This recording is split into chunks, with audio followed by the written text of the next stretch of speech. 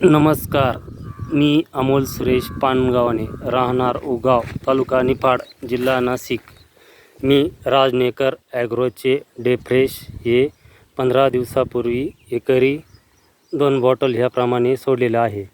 त्यामुळे डोगरेज एकदम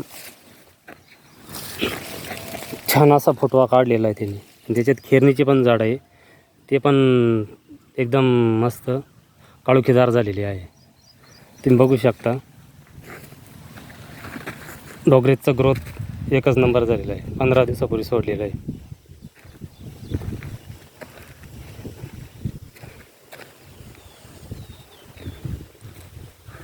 हे बघा खेरणी एकच नंबर अशी काळुखी त्याला.